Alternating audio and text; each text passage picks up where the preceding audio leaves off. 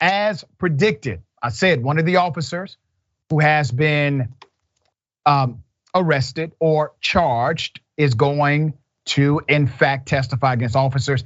This is in relation to the death of Breonna Taylor. We've been calling for the arrest of these cops since day one.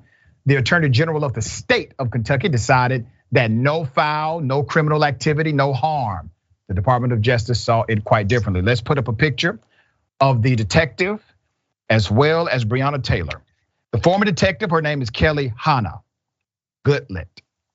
When this story first broke about the DOJ, I said that detective has likely turned state evidence and would testify against the other officers. I was correct. Goodlett will stand before U.S. District Judge David Hall and admit to conspiring to violate Taylor's civil rights by assisting in falsifying documents connected to the botched raid of her apartment, the Louisville Courier-Journal reports.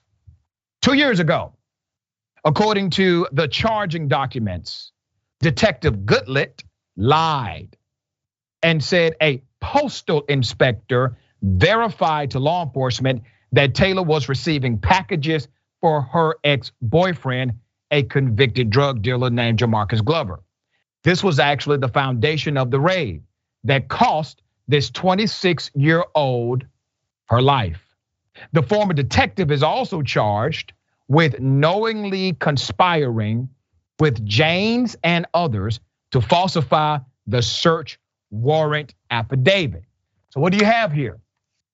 You have the prerequisite falsification, and you're going to see that they actually conspired afterwards to create a cover story.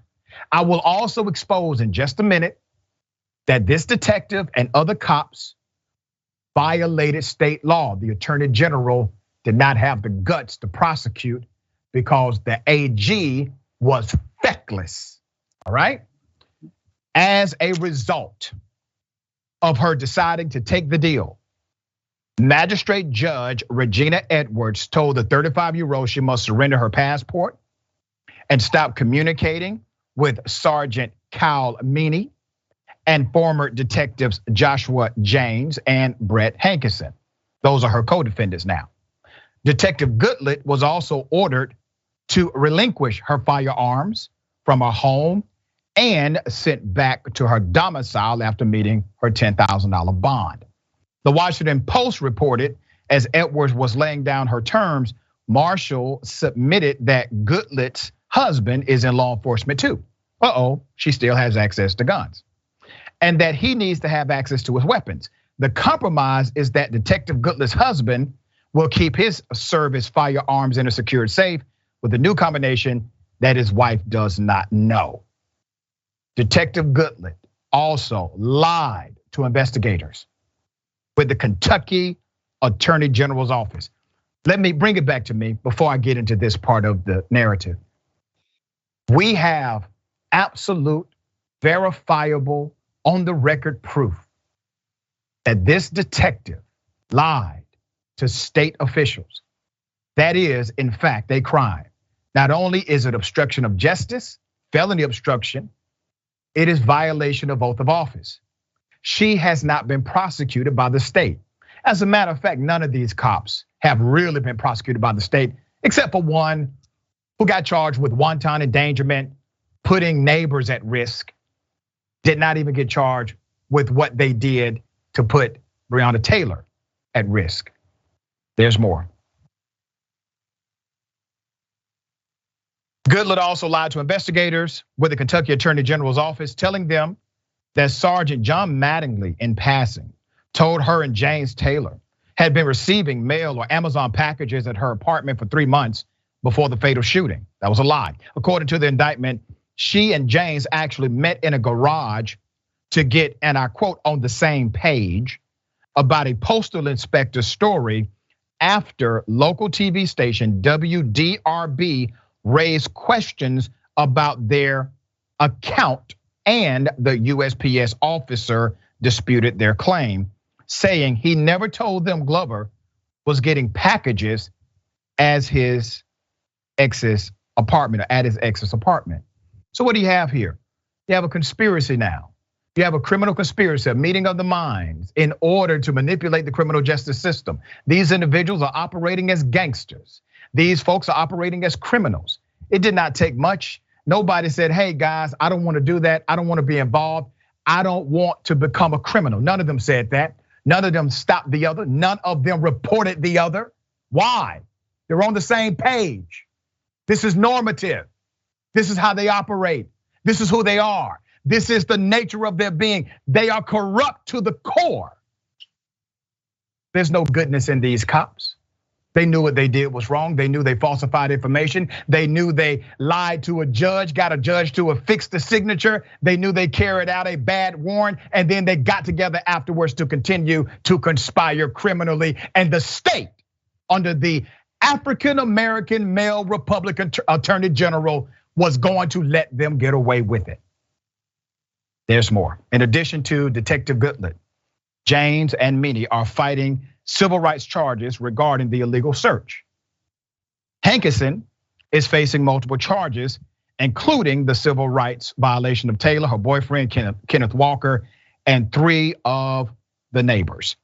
Hankison is on the hook for shooting blindly into the neighbor's apartment and endangering those inside, including a small child.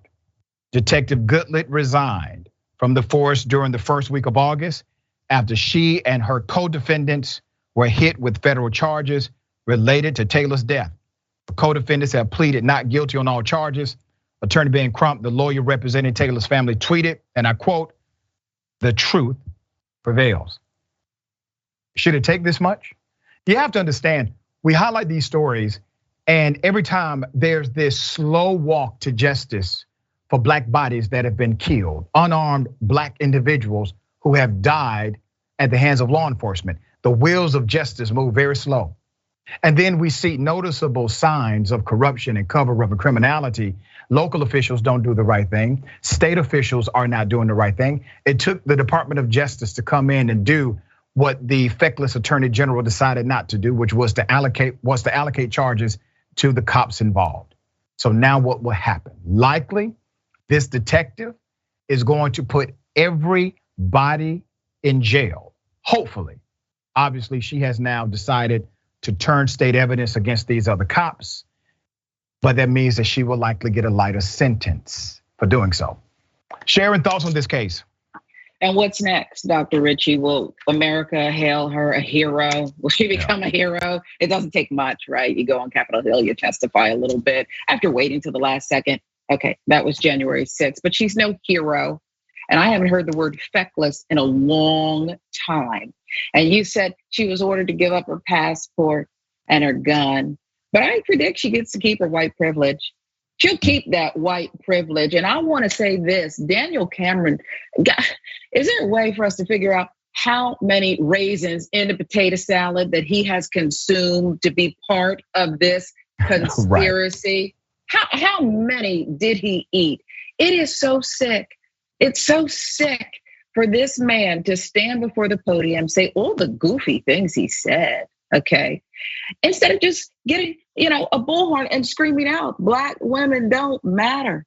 That would have been the more honorable thing for him to do. The whole thing makes me sick. And this woman with the selfie that you put up at the top of the segment, okay, the selfie and the blonde hair and the highlight, the worst. No hero, but yes, a vehicle to some justice. Yeah, we're gonna follow it obviously top to bottom. She is no hero in my book. I know she's no hero in your book. These individuals were still police officers. She was still on the force until the indictments came down and she knew she was going to have to face what she had done.